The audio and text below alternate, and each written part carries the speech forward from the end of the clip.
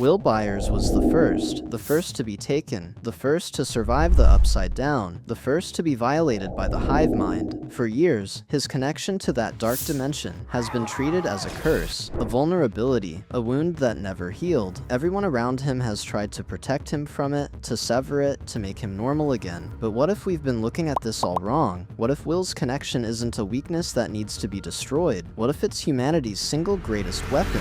The deeper you go into understanding his link to the hive mind, the more you realize something terrifying. Will Byers isn't a victim anymore. He's a time bomb. And as he learns to accept his connection, as he stops fighting it and starts embracing it, he becomes something far more dangerous than Vecna ever anticipated. He becomes the key to everything. To understand how powerful Will becomes, we need to start with what he was. In Season 1, Will Byers was the victim, the boy who was taken into the Upside Down, trapped in that dark dimension, hunted by the Demogorgon. He survived, but survival came at a cost. He was marked, changed, connected to something vast and malevolent in a way that no child should ever be. Then, in Season 2, he became the spy. The Mind Flayer reached into his body and mind, using him as a puppet, a vessel through which it could see our world and orchestrate its invasion. His connection was a one-way street, pain flowing in, control flowing out. He was violated at the most fundamental level, his autonomy stripped away, his body and mind weaponized against everyone he loved.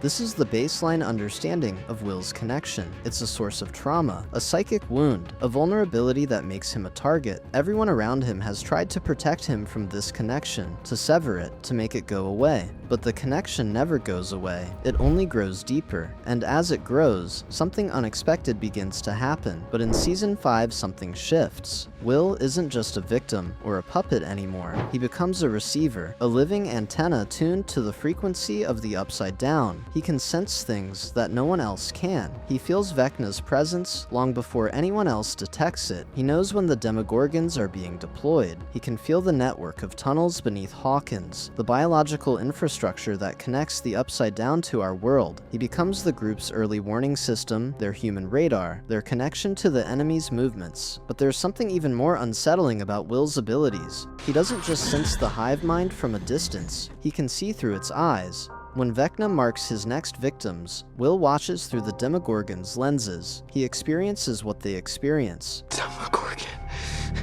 it's coming. It's coming for them. He sees the world through their predatory gaze, and most disturbingly, he can see through Vecna's eyes as he inhabits his next victim, witnessing the moment of possession, the violation of another. Mind. It's a horrifying intimacy with the enemy's consciousness. Will has also developed the ability to sense who has been marked. When Derek Turnbow walks past him, Will knows. He can feel the psychic signature of Vecna's touch on that person's mind. It's like a beacon only he can perceive. This makes Will invaluable as a hunter, able to identify victims before they even know their targets. But here's the critical mechanic. The closer a hive mind entity gets to Will, the stronger his connection becomes. The more signal overload he experiences, the more control he gains. When a Demogorgon is near, Will's sensitivity amplifies exponentially. The psychic noise becomes almost unbearable, but with that pain comes power. He can feel the creature's every movement, anticipate its attacks, and most importantly, he can hijack its neural pathways. The closer Vecna himself gets, the more Will can sense his thoughts, his intentions, his vulnerabilities.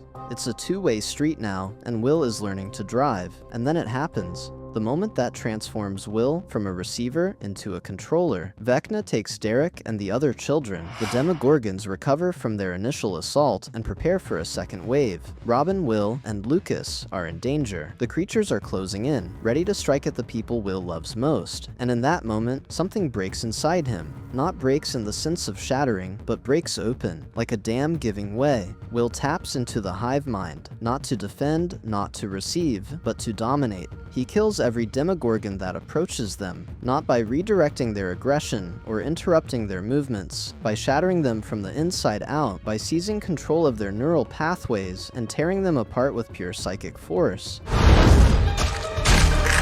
For the first time, Will isn't the victim. He's the victimizer. He's not the one being hunted. He's the hunter. He's not the one being controlled. He's the one in control. This is the moment everyone realizes Will's power doesn't just mirror Vecna's. It surpasses it in one crucial way. Will's power is fueled by love, by the desperate need to protect those he cares about. Vecna's power is fueled by hatred and the desire to consume. Will's connection to the hive mind is personal in a way Vecna's never could be. He was the first victim. He understands the creatures from the inside. He knows their pain, their hunger, their compulsion to obey, and he uses that knowledge to destroy them. The more creatures that approach, the more his power amplifies. Each Demogorgon that gets close to him, to Robin, to Lucas, feeds his connection. The signal overload becomes a weapon. His control becomes absolute. He doesn't just kill them, he makes them suffer. He makes them feel what he felt when the Mind Flayer violated his mind. For the first time in his life, Will Byers is not the victim. He is the weapon, and he is unstoppable. But this is still just the beginning. Will is learning to control individual creatures, to interrupt specific attacks, to defend specific locations. He's powerful, yes, but his power is still localized, still reactive. He's not yet thinking on the scale that Vecna thinks. He's not yet understanding the full scope of what he can do, because the real revelation comes when he realizes his connection isn't just to the creatures, it's to the entire dimension itself. Remember Dustin's theory about the upside down? It's confirmed. Hawkins' lab is the beginning of it all. The moment the gate was torn open, it created the Big Bang for an entirely new dimension. But here's the cosmic part that Dustin theorized. The upside down functions exactly like our own universe. It has an observable boundary, the massive flesh wall that surrounds the entire dimension, acting as the edge of this observable universe, just like the edge of our own cosmos. And the portals and gates? They're not simple doorways. They're wormholes.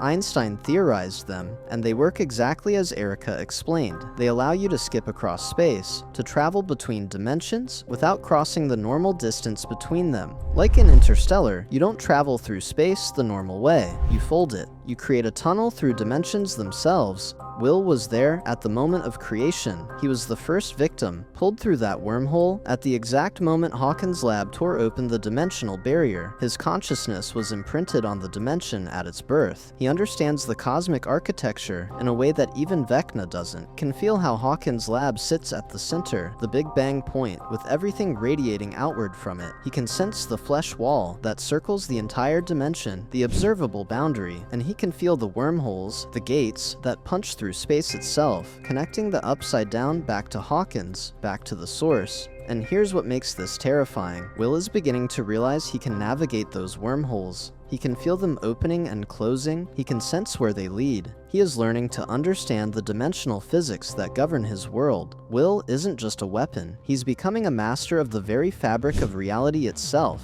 So we've descended through the layers of Will's power, from the victim, to the spy, to the receiver, to the controller, to the architect of dimensions. But here's the most terrifying truth. Will Byers is the ultimate weapon, not because he has powers like 11, but because his connection is fundamental. He is Vecna's first victim, and his greatest mistake. In creating a permanent link to Will, and marking him at the moment the gate was torn open, Vecna inadvertently created a backdoor into his own system, a vulnerability he can never patch. Will exists at the intersection of both worlds, fully connected to the hive mind, fully understanding its cosmic structure, fully capable of navigating the wormholes that Vecna controls. But unlike Vecna, Will's power comes from love, from the need to protect those he cares about, not from hatred and the desire to consume. The deeper Will accepts his connection, the more powerful he becomes. He stops fighting it and starts embracing it. He stops seeing himself as a victim and starts seeing himself as a guardian. He realizes that his connection to the hive mind isn't a curse, it's a gift. It's the key to turning Vecna's greatest strength into his ultimate undoing. Will Byers isn't just a weapon, he's the key to everything. He's the only one who can navigate the wormholes back to Hawkins' lab, back to the source. He's the only one who can reach Holly. He's the only one who can confront Vecna on the dimensional battlefield where Vecna is strongest. And when Will finally embraces his full power, when he stops being afraid and starts being the architect of his own destiny, he becomes something far more dangerous than any creature the Upside Down could ever spawn. He becomes the master of dimensions. He becomes unstoppable.